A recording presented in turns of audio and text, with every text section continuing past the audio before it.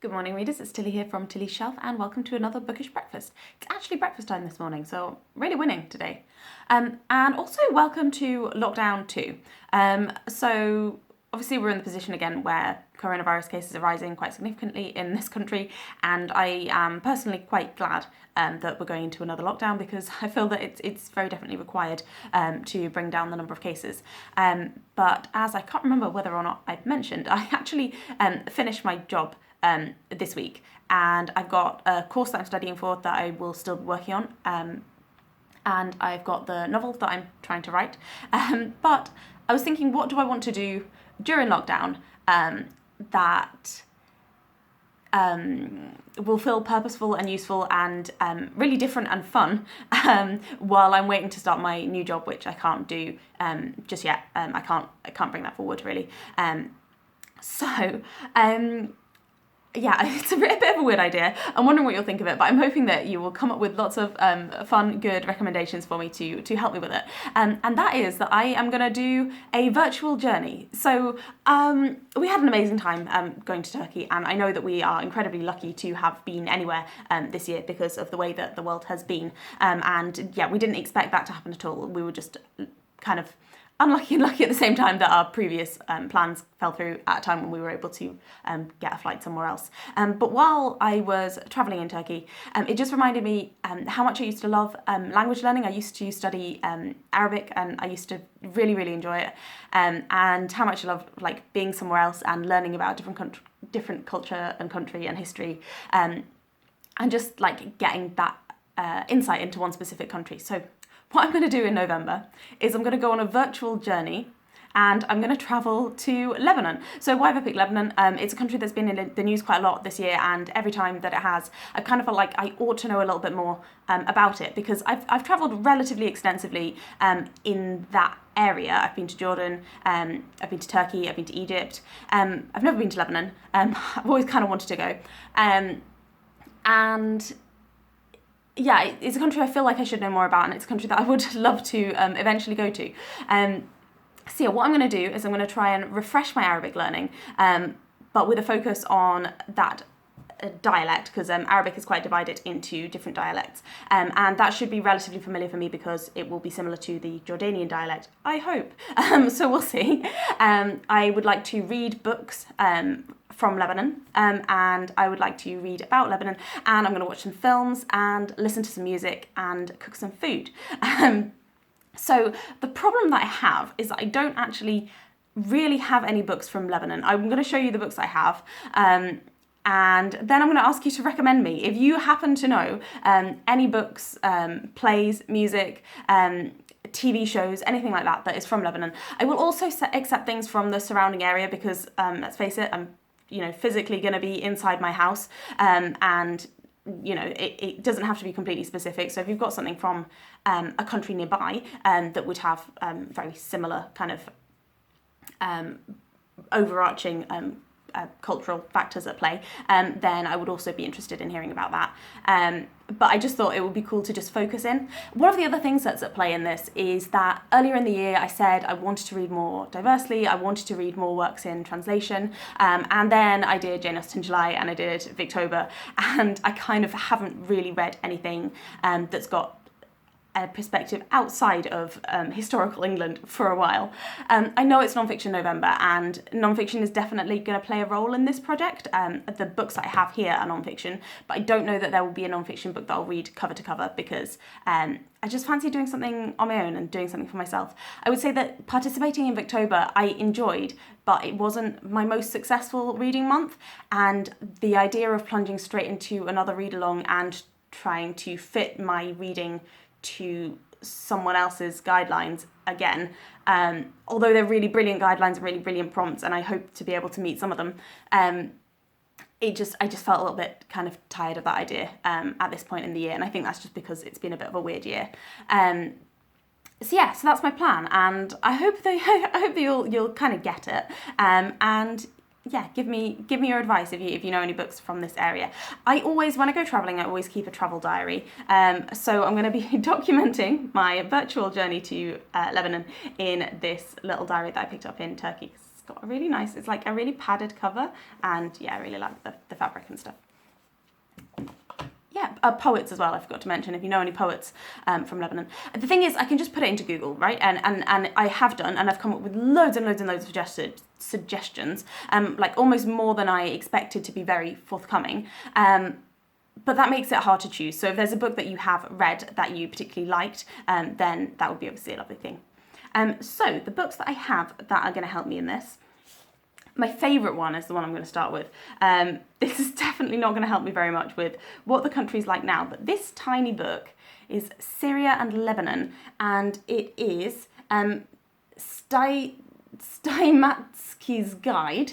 It's a travel guide from 1942. There's definitely a tag, and I can't remember which tag it is, that asks, what's the best thing you've ever found in a secondhand book? And obviously this is a secondhand book, I wasn't around in 1942 to buy it the first time around. And the best thing I've ever found is actually part of this book, and it's got this little pocket in the back, and out of it comes this incredible map. Ooh. Of Syria and Lebanon in 1942, which I believe is during the period when it was a mandate, Lebanon at that time was a mandate of France, I believe, and you can see, obviously, the map has been substantially redrawn since that time, although there's some, broadly speaking, similar areas, but here is Beirut, and here is Lebanon as it was at that time, and it just kind of shows you a little bit of just, yeah, what it all looked like back then, and just like the really nice old map style, and I just think it's an absolutely fantastic thing to find in a book that I just picked up somewhere completely at random. And does it say how much I paid for it? It doesn't even have a price. So yeah, it's really weird. I was reading something about like what the point of this travel guide is, and it says, at the present moment, however, it is our special aim to help the members of Her Majesty's forces now or in future in Syria or Lebanon to make however modest a contribution to the easing of the path of those to whom all the countries of the Near East look forward for their deliverance from the threat of tyranny and the preservation of our liberties. Just classic 20th century British colonialism. Yes, we will send an army there and fix everything. Yeah. So continuing on the history train, this is very much not an entry-level text. So this is The Near East Since the First World War by M.E. Yapp, and I found this when I worked in a second-hand bookshop when I was planning to then go and study Arabic that year. So I picked it up thinking, oh, this will be really good and interesting and helpful. It is insanely dense. It is very, very heavy going, and it was written in 1991, so it's a little bit out of date now, but it does have a couple of chapters that focus on Syria and Lebanon to 1958 and Syria and Lebanon since 1958. So again, grouping together of the two countries. I think that's because Lebanon is a very, very small country. So these kind of like big overview books kind of tend to work it in a little bit. So this is very dense. There's no way I'm going to read all of that. And also like there's chapters in it that aren't relevant to what I'm trying to do. So I might just skim bits of that and just try and find the bits that are interesting and enjoyable rather than kind of hitting myself over the head with it because it's a hefty book. I did use it when I was studying Arabic. I did use it for like historical references and things, which was useful, but yeah. It's a bit heavy. On the complete other end of the scale, we've got An Introduction to Islam by Daniel W. Brown. This is a very, very much, well, an introduction. It's a very much an entry-level text. And again, I picked it up secondhand, not in the same secondhand bookshop, but when I was going to study Arabic. I have read it cover to cover, which was really useful for me. And there's still things that I learned in this that helped me to contextualize things when people are talking about the area and also Islam, because it covers Islam kind of in Europe as well. There is a very limited mention of Lebanon in this, but I will be reading that limited mention just to get a little idea and maybe a little bit more of like the wider area as well, just to put things into context. And then the other book that I have, completely non-specific, World Music and the Rough Guide. So I believe this was my dad's and he was getting rid of it and I decided to pick it up because don't like letting books go to the charity shop, although I do like buying books from charity shops. So yeah, it's difficult sometimes. And there are a couple of recommendations in here for, there's like a little discography in the Levant section for artists from Lebanon. So it suggests Rabi Abu Khalil, Fairuz, Mata Muhammad, and Ziad Rahbani. So I'm going to be Googling them and trying to, or like searching them on the internet. I don't actually use Google most of the time anymore, but still somehow say it. And just trying to listen to some of them and maybe putting them on in the background sometimes to try and set a bit of an ambience for myself. And then there's also food. Food is such an important thing when you travel. I have got one Middle Eastern cookbook. This is Claudia Roden's A New Book of Middle Eastern Food. I believe that Hannah from Hannah's Books has got a lot of really good Middle Eastern food cookbooks. I think she did a video, so I'm going to go back and try and find that video. This is really good. She's Claudia Roden is from Egypt, but she tries to give an overview of food from the full region, and a lot of the recipes are marked as being like this one came from this country and this one came from this country. So I'll have a little look through, see if there's any from Lebanon, but read like the kind of overview stuff as well.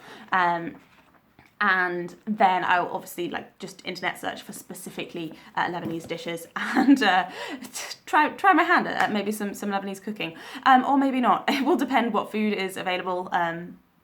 In terms of like shopping, not being able to go very easily to shops like further out in the city that might have more specialist ingredients and stuff.